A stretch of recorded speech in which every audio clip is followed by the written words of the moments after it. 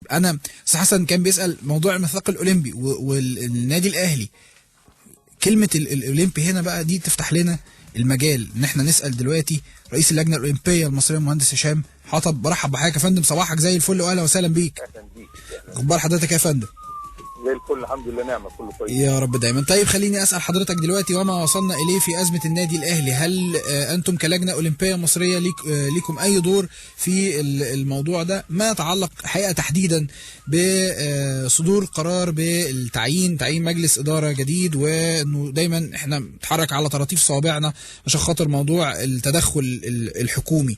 انا عندي سؤال واضح وصريح، احنا حكم المحكمه ده لا يعد تدخل حكومي والتعيين يعد تدخل حكومي والعكس صحيح؟ هو ده سؤال لحضرتك. حضرتك حكم المحكمه حكم المحكمه ده فوق دماغنا طبعا. احنا في مصر طبقا للقانون المصري، انما طبقا للميثاق الاولمبي الميثاق الاولمبي بيقول ان المحكمه المعتمده هي المحكمه المختصه الرياضيه ايا كانت. لو كانت موجوده في البلد دلوقتي هي مش موجوده، فاذا ما كانتش موجوده فالمحكمه الرياضيه في لوزان دي اللي هي مناط بها الحل في هذه المواضيع. وعلى سبيل المثال للحصر، عشان كده الجونه راحت موضوعها مع فريق الداخليه، راحت المحكمه الرياضيه الدوليه، وقبلها في ناس كتير راح. فالحكم المحكمه داخليا على راسنا من فوق ونعتز بيه وكل حاجه، انما طبقا للميثاق اللي بيننا هم ما بيحتفوش الا بالمحاكم الرياضيه.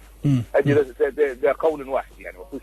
اما هو يعتبر تدخل حكومي. ايوه يا فندم يعتبر تدخل حكومي. طيب أيوة. التعيين لا يعتبر تدخل حكومي؟ التعيين يعتبر برضه تدخل حكومي، انما نظرا لان اللجنه الاولمبيه الدوليه تعلم ان احنا في مرحله انتقاليه، مصر في مرحله انتقاليه، وتعلم ان القانون الحالي 77 لسنه 75 قانون مخالف للميثاق الاولمبي، وبيدي صلاحيات كبيره جدا جدا للحكومه موصله بشخص الوزير، من حقه يعمل كذا وكذا، ويحق للوزير يعمل، الوزير المختص يعمل كذا وكذا. هذا القانون غير مقبول عندهم من سنه 2008 في اولمبياد بكين، وهم بيحاولوا يغيروه نظرا للظروف اللي احنا عدينا فيها. اتاخر الموضوع ده. اتعملت اللجنه الثلاثيه، اتعملت الاتفاق اللي في 5/3 اللي هو خارطه الطريق، نقدر نعمل ايه، نمشي ونوائم الى ان يصدر القانون المصري مطابق للميثاق الاولمبي. والكلام ده اكده الدستور المصري في مادته 84. احنا في فتره انتقاليه. التعيين بصفه عامه تدخل حكومي. طيب حلو. المره دي عشان نقدر نوائم ما بين قرار المحكمه، لان المحكمه قرارها ملزم، لان ما زال القانون القديم معمول بيه، والساده القضاه ما قدامهمش الا يتعاملوا بالقانون، ومحدش يقدر يمنع ده خالص. طيب كلام حضرتك ده مهم جدا بالنسبه لنا الحقيقه. المهندس هشام حطب رئيس اللجنه الاولمبيه ما بيتكلم دلوقتي وبنساله سؤال عام، يقول التعيين ده تدخل حكومي، وحكم المحكمه مع بالغ تقديرنا واحترامنا ليها وفقا لكل ما يحدث في مصر، وفقا للقوانين المصريه وللسياده المصريه وكل هذه الامور، وما قلته حضرتك في مقدمه وديباجه مهمه جدا، ثم استتبعتها بانه برضه ده يعتبر تدخل حكومي. انما حضرتك نظرا للوضع اللي موجود هنا، زي ما كان الكلام ده برضه موجود في اتحاد الجمباز وفي اتحاد الطايره، نظرا للوضع ده، وهو معروف ان مصر النهارده هم مش فان اللجنه الاولمبيه الدوليه مش هتعلق لنا المشانق او هتشنقنا او هتعمل حاجه. حلو قوي. طيب اللجنه الاولمبيه مش هتعلق لنا المشانق. طيب ليه بقى انا مدعوش لانتخابات جديده بجمعيه عموميه انقاذا للمشهد، ولانه النادي الاهلي يعتبر حاله خاصه ومش نادي لعبه واحده، ده نادي 19 لعبه بالتمام والكمال، بيفيد مصر ويعتبر يعني من اهم الانديه اللي موجوده في مصر، واي مساس بجمعيته العموميه بيعمل خلل كبير جدا جدا في الرياضه المصريه. ليه مع كل الاعتبارات ديت احنا ما رحناش للجنه الاولمبيه الدوليه قلنا لها بقى انتوا ما تعلقولناش المشانق ومن فضلكم عايزين نفتح الانتخابات؟ على حضرتك ما هو حضرتك اصل البديل ان احنا نعمل الانتخابات، هذا البديل مش موجود.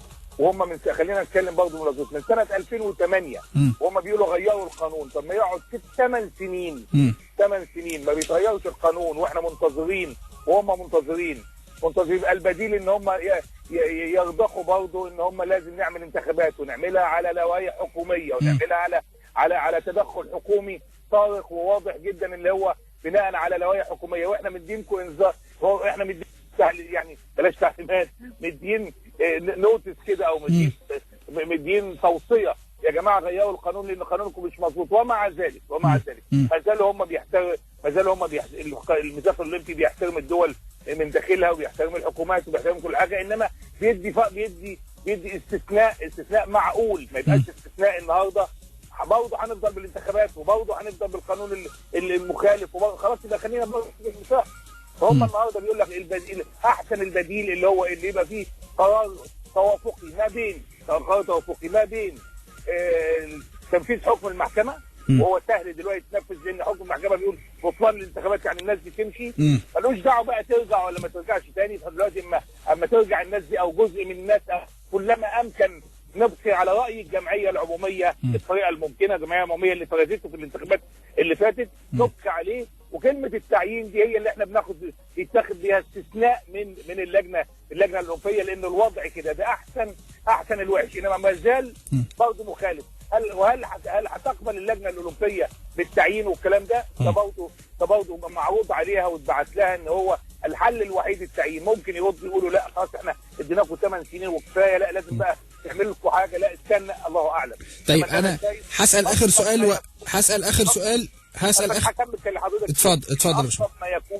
اقرب ما يكون لرضا الجميع هو التعيين، هو حضرتك التعيين كلما امكن بالشكل اللي جابته الجمعيه العموميه، ان امكن ذلك مع اخذ كلمه استثناء من كلمه التعيين، مش فرض الانتخابات اللي احنا عدينا منها من زمان وقلنا مش هينفع، لان الانتخابات هتبقى على لائحه شكلها ايه ولايحه منين، لائحه برضه حكوميه، يبقى احنا رحنا لموقع الصفر من الاول مره. طيب مع بقى صراحه حضرتك كده يا باشمهندس، هل احنا حاولنا وفشلنا؟ يعني احنا كلجنه اولمبيه مصريه بالتكاتف مع وزاره الشباب والرياضه حاولنا مع اللجنه الاولمبيه الدوليه وقلنا لهم من فضلكم ايه رايكم لو نفتح الانتخابات في النادي الاهلي، وهم الناس رفضوا قالوا لا ده كده يبقى زياده قوي؟ ايوه يا فندم، ده طبعا ده مرفوض واضح خالص يا فندم، ومرفوض بمراسلات، ومره واثنين وثلاثه، والكلام ده موجود في وثيقه موقعه من سياده الوزير، وموقعه من الدكتور حسن مصطفى، وموقعه من خالد الدين رئيس اللجنه الاولمبيه في ذاك الوقت ب 5/3، والجوابات اللي سبقت كده للوزير السابق طه ابو زيد وقبله. لا انا اقصد في الوضعيه دي، انا اقصد في التوقيت ده، في التوقيت اللي احنا فيه ده. حضرتك لكل مقام مقال زي ما بيقولوا، كل مره في توقيت، والتوقيت اللي بعد هم عارفين، لان من سنه 2008 بيقول له معلش المره دي لا الاستثناء ده لا مش زي بالظبط ما الاستثناء كان بتاع نادي الاهلي ما ده كان استثناء. الانتخابات اللي حصلت في نادي الاهلي اللي هي عليها المشاكل دي كانت استثناء من القاعده، بس كان في استثناء لان كان لها وجهه نظر مختلفه، كان اتفتح بقى، كان مجلس الاداره دعا للجمعيه العموميه، والجمعيه العموميه تحدد لها ميعاد، وفتح باب الترشيح واغلق باب الترشيح، فالوضع كان مختلف تماما. عشان كده خد استثناء، ما ينفعش ياخد استثناء وفي نفس النادي ثاني،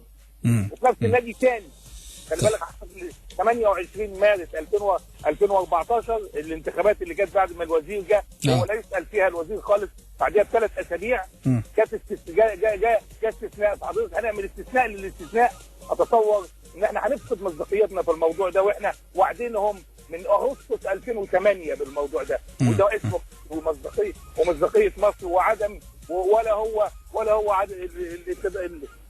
ولا هو حضرتك الاستقواء بالخارج، ولا هو هيبه الدوله هي في مصداقيه الدوله في تنفيذ معاهداتها صحيح. ومواثيقها. يا باشمهندس انا بشكر حضرتك شكرا جزيلا، وصباحك زي الفل. مهندس هشام حطب رئيس اللجنه الاولمبيه المصريه، وتصريحات في منتهى الاهميه بتقفل لنا الباب تماما على موضوع انه يتم بحث الامر فيما يتعلق بفتح الانتخابات مجددا في النادي الاهلي. اظن حضراتكم سمعتوا المداخله.